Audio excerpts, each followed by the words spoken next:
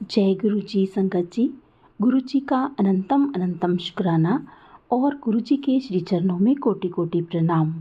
संगत जी, वीडियो को लाइक कर लीजिए, चैनल को सब्सक्राइब कर लीजिए और बेल आइकन के बटन को प्रेस कर दीजिए ताकि आने वाले हर सत्संग की नोटिफिकेशन आपको मिल सके।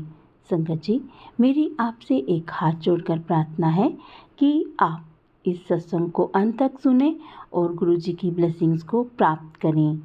तो चलिए सुनते हैं आज का सत्संग। लेकिन उससे पहले मैं आपको एक बात बताना चाहती हूँ कि आज प्रदोष व्रत है।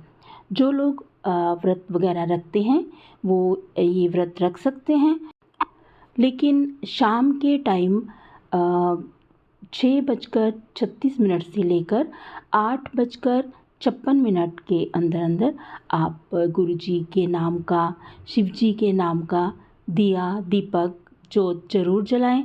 इससे घर में सुख समृद्धि बनती है, सभी परेशानियां समाप्त होती हैं। तो आप ऐसा ज़रूर कर सकते हैं। व्रत का ज़रूरी नहीं है, क्योंकि गुरु जी भी हमें व्रत वगैरह रखने से के लिए मना करते थे कि, लेकिन अगर कोई इसमें रखना चाहता है तो उसके लिए कोई मनाही भी नहीं है, आप व्रत रख सकते हैं, लेकिन दीपक आप ज़रूर जलाएं। तो चलिए सुनते हैं आज का सत्संग। सत्संग शुरू करने से पहले एक बार गुरु जी का मंत्र जाप कर लेते हैं। ओम नमः शिवाय, शिव जी सदा सहाय। ओम नमः शिवाय, गुरु जी सदा सहाय। ओम नमः शिवाय, शिव जी सदा सहाय। ओम नमः शिवाय, गुरु जी सदा सहाय। जय गुरु जी, शुक्राना गुरु जी। एक बार गुरु जी से किसी ने पूछा कि गुरु जी, गॉड का क्या मतलब है? तो गुरु जी ने हंस के जवाब दिया, जी गुरु, ओ ऑन डी ड्यूटी, यानी गुरु ऑन ड्यूटी। यानी जब गुरु धरती पर अपने भक्तों का कल्याण कर रहे होते हैं तो इसका मतलब है कि वो भगवान की ड्यूटी कर रहे हैं। एक बार ब्रह्मा जी ने शिव जी से पूछा कि आपने हम जैसे जो ये मनुष्य जैसे पुतले बना दिए हैं, इनका कल्याण कैसे करोगे? तो शिव ने कहा कि गुरु के रूप में मैं धरती पर जाऊंगा और कुछ लोगों का कल्याण करूंगा।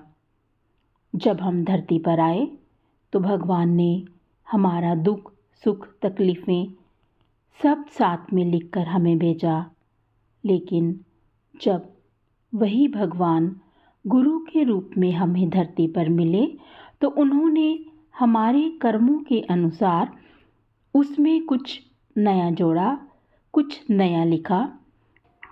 उसी को कहते हैं गुरु ऑन ड्यूटी। यानी गुरु जी जब हमारे कर्मों के अनुसार हमारे भाग्य को बदल देते हैं। यानी अगर हमने पिछले जन्म में कुछ बुरा किया है तो इस जन्म में अगर हम कुछ अच्छा कर रहे हैं तो गुरु जी हमारे भाग्य को बदल देते हैं।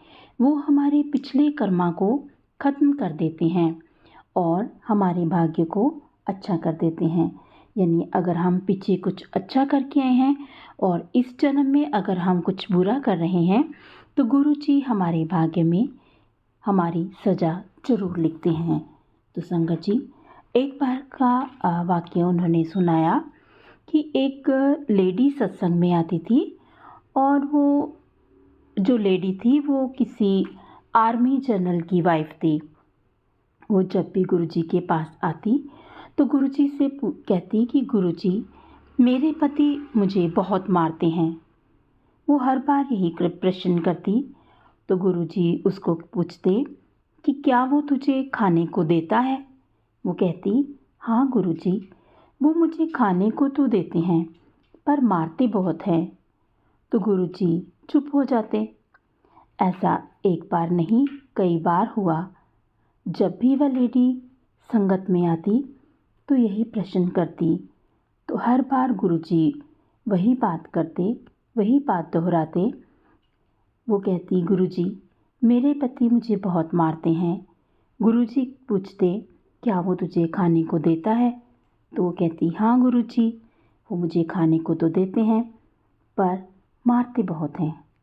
तो संगत जी, एक दिन गुरुजी ने उसे समझाया कि तू उसकी पिछले जन्म में सौतेली माँ थी, तू उसे बहुत मारती थी और उसे खाने को भी नहीं देती थी। इतना शुक्र कर कि वो तुझे खाने को दे रहा है। तेरे कर्म कट गए हैं क्योंकि तू इस जन्म में कुछ अच्छा कर रही है, वरना जो तूने उसके साथ पिछले कर्म जन्म में किया है वो बहुत भयानक था। तो संगत जी, इस प्रकार गुरु जी जो होते हैं वो हमारे कर्मों को, हमारे बुरे कर्मों को अच्छे कर्मों में बदल देते हैं। इसीलिए कहते हैं कि गुरु जी जो हैं वो इस जन्म में हमें 10% ही भुगतने को देते हैं। तो संगत जी, यही है गुरु का काम। अगर वो औरत यही बात किसी फ़कीर से, किसी साधु से, किसी पंडित से पूछती तो वो कहता कि हाँ, मैं तेरे पति को समझाऊंगा। लेकिन वो गुरु हैं, उन्होंने वही जवाब दिया जो उनको देना चाहिए था, यानी उन्होंने हमारे लिए भगवान का काम किया। गुरुजी हमेशा कहते थे कि ब्लेसिंग्स तो ज़मीन पर बिछी होती हैं, कोई चुपकन वाला नहीं मिलता।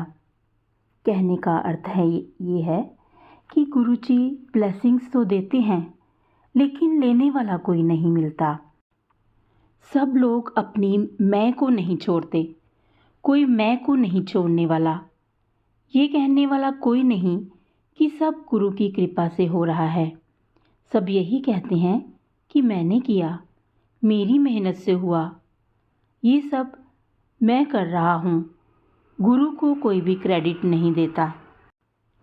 कहने का अर्थ ये है कि हमारी लाइफ में जो भी गुरु की कृपा होती है, बहुत कम संगत होती है, बहुत कम लोग होते हैं जो इसको गुरुजी का शुक्राना अदा करते हैं इसके लिए।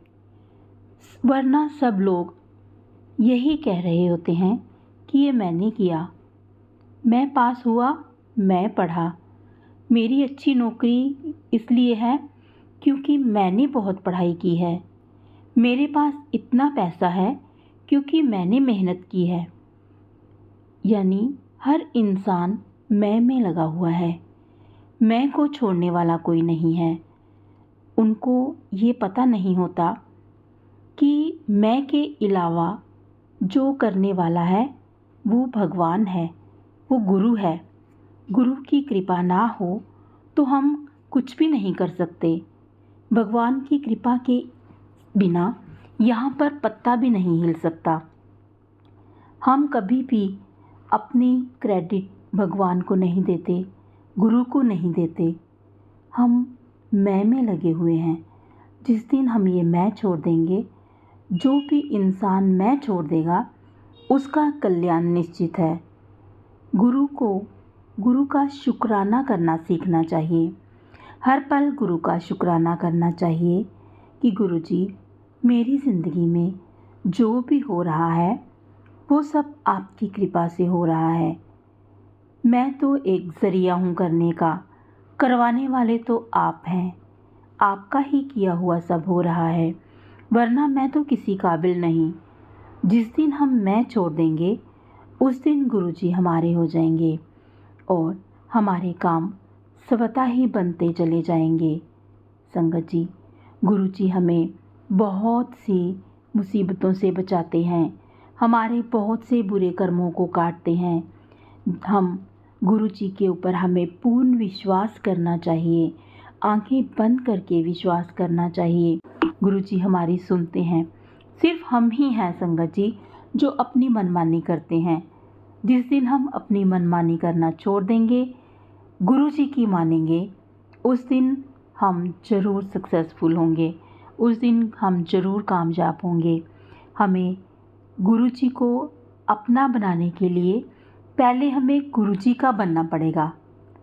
जब तक हम गुरुजी के नहीं बनेंगे, जब तक हम गुरुजी के हुक्म को नहीं मानेंगे, गुरु जी का हुक्म तो मानना पड़ेगा। गुरु जी के हुक्म के अंदर ही सब कुछ है। कहते हैं हुक्मे अंदर सबको, बाहर हुक्म ना कोई। यानी सब कुछ गुरु के हुक्म के से अनुसार ही चलता है। गुरु के हुक्म के बगैर एक पत्ता भी नहीं हिलता। इसलिए हमें गुरु जी का होकर रहना पड़ेगा, गुरु जी का बनकर रहना पड़ेगा। इन दुनियावी चीज़ों को छोड़कर, दुनियावी कामों को छोड़कर उनको आप अपनी ड्यूटी की तरह करो कि वो आपकी ड्यूटी है, वो आपने करना है। आप गुरु जी को पाने की कोशिश करो। संगत जी, मैं बार बार हर सत्संग में एक ही बात पर इसलिए जोर देती हूँ कि आप एक बार गुरु जी के बन जाओ, फिर देखो कि आप कितने कामयाब होते हो। अकेले बैठो, आंखें बंद करके अपने अंदर झांको कि आपने कभी अपनी ज़रूरतों के अलावा गुरु जी को याद किया? नहीं किया ना? तो करके देखो, बिना किसी लालच के, बिना किस मांगे गुरु जी को जैसे आप अपने बच्चे से प्यार करते हो, जैसे आप अपनी माँ से प्यार करते हो, इस तरह का प्यार आप गुरु जी से करके देखो, बिना किसी स्वार्थ के। तो देखना आपका कोई काम हुए बिना नहीं रुकेगा, आपके सभी काम होते चले जाएंगे। गुरु जी को अपनी माँ और अपने बच्चे की तरह प्यार करो। जिस तरह से एक बच्चा अपनी माँ को प्यार करता है और माँ अपने बच्चे को प्यार करती है, वो वाला प्यार एक बार करके देखो। तो संगत जी, आज के लिए बस इतना ही। कल फिर मिलेंगे किसी नए सत्संग के साथ। तब तक जय गुरु जी, शुक्राना गुरु जी। गुरु जी के चरणों में कोटि कोटि प्रणाम। अपना और अपने प्रियजनों का ख्याल रखिएगा। जय गुरु जी।